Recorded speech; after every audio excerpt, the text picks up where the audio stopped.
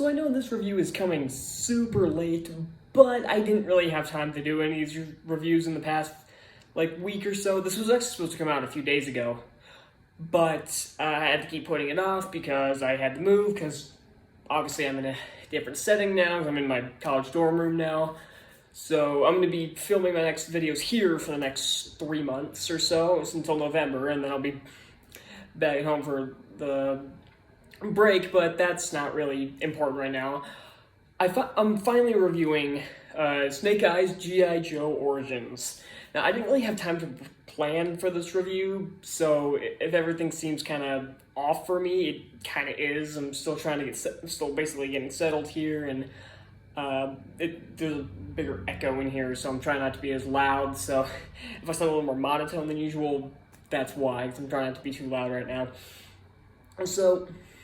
So this is, of course, the prequel to the...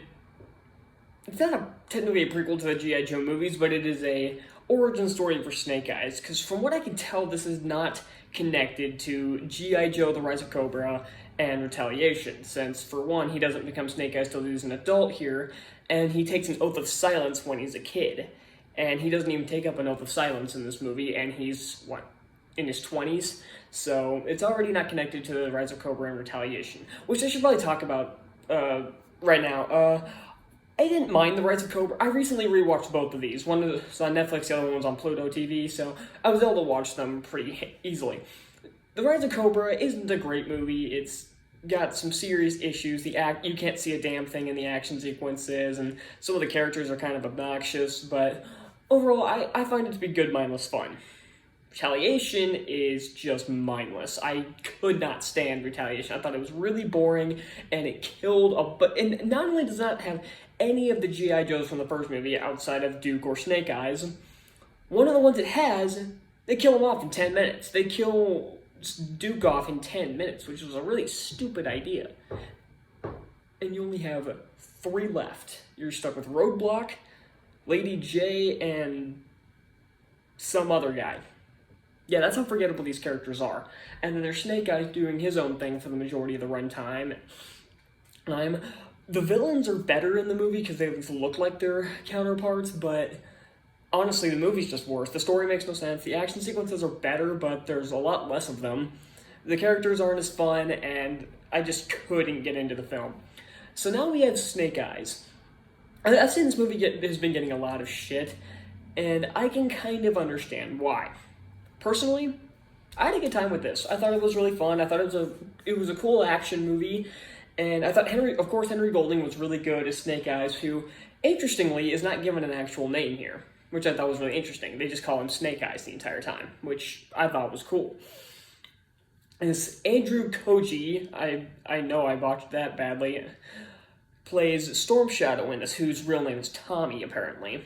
And he does a fantastic job with the character, and I think the character is actually given a pretty interesting arc in this, and it shows the natural progression of him becoming a villain and why he works for Cobra at the end, basically after the film.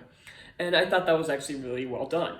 I like a lot of the other characters. A lot of the characters aren't really delved in G.I. Joe lore outside of cameos by Scarlet and Baroness, who I'm pretty sure were just thrown in for fan service. I don't have a damn clue why these two characters were in it, outside of trying to bring a little extra to remind you that yes, this is G.I. Joe. Because the movie sure as hell isn't going to do it on its own.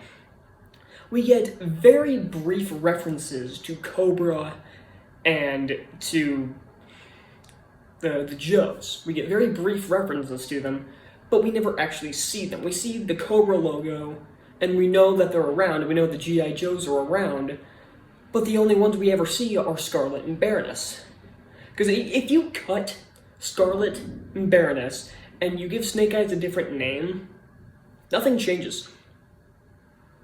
Nothing in this movie changes, and it will no longer be a G.I. Joe movie, and it will not change the story one bit. It feels like the G.I. Joe logo was just tacked on for the sake of it, because this doesn't really feel like a G.I. Joe movie.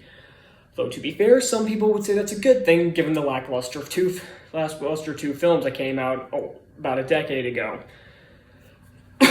We have no Duke, no Roadblock, no Cobra Commander, And just no Destro, none of that. So I feel like the G.I. Joe logo was just tacked on to get a little extra money, but it's not really making that much money to begin with. But I still had fun with this. I thought it was a really fun movie. I thought the story was actually very well laid out. My only problem is that Snake Eyes is kind of a dick for some reason. This is spoiler territory now, so if you don't want any spoilers, I'm surprised you haven't seen the movie. So if you haven't seen the movie by now, you probably don't care about spoilers, and you don't care about the film, so it won't matter if you haven't seen it already, because this movie's not doing very well at the box office. But Snake Eyes backstabs pretty much every single person in this film. He backstabs them, he betrays them, and he's just kind of a dick.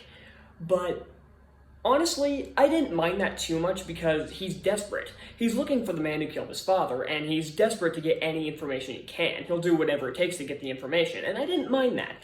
But it just seems so out of character to this silent, loyal figure we see. He's like a dog. He's silent, he's loyal, and he won't question orders. That was the charm of Snake Eyes. Also, the fact that he didn't talk, and Snake Eyes talks a lot in this movie. And there are also a lot of like little scenes that I really liked. I liked a lot of the dialogue scenes between Snake Eyes and Storm Shadow. I like the scene where he has to complete 3 challenges to be accepted into the little ninja thing. I don't remember what they call it. And the first challenge is that he has to take a cup from another guy without spilling any water in his cup. And he's given 4 attempts. And you think, okay, he's gonna succeed on the 4th attempt. But the way they do it is very clever. He doesn't, all of a sudden just magically able to get it by using the kung fu or karate, whatever martial art he's using, to get it like he was the first 3 times. Instead, he says, I humbly ask to give you my cup in exchange for yours. That was actually really cool. It's a really small moment, but it's a moment of subtlety, which subtlety is not something you get out of G.I. Joe most of the time, and that's kind of what people like about it, but I really liked that. It showed that this movie has more of a soul than you would think it does. It's not just a big, dumb action movie, because when it has scenes like this, it really works. But then we get to the action sequences. I remember people complaining in the first film, the Rise of Cobra, that there was so much shaky cam you couldn't tell what was going on. This film has the same problem. Like that car chase that you see a lot of in the trailers, they really focus on that one wide shot, because that's pretty much the only shot you can see anything in. Everything else is complete shaky cam. It's hard to see, especially the opening scene, well, technically the second scene, really, where he's fighting this dude in like a kind of a cage match, I guess, sort of, even though there's no cage.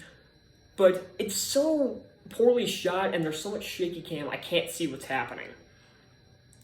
But some of the action was pretty good. I like the action scenes when you can see them. And yeah, there's not much else to talk about this film. It's a fun action movie. I actually recommend it, especially if you like G.I. Joe. I'm going to give it a 3.9 out of 5. I know that sounds pretty high, but I'm just giving my quick thoughts here because I have stuff to do, and I've got other videos to make. So yeah, thank you all so much for watching. Be sure to hit that like button down below, subscribe for more reviews like this. And what did you think of the Snake Eyes movie? And what did you think of the first 2 G.I. Joe films? Did you like them all? Did you hate them all? Did you like Snake Eyes but not the other 2? Let me know in the comments. So that's all I've got, and I'll see you all next time. Bye!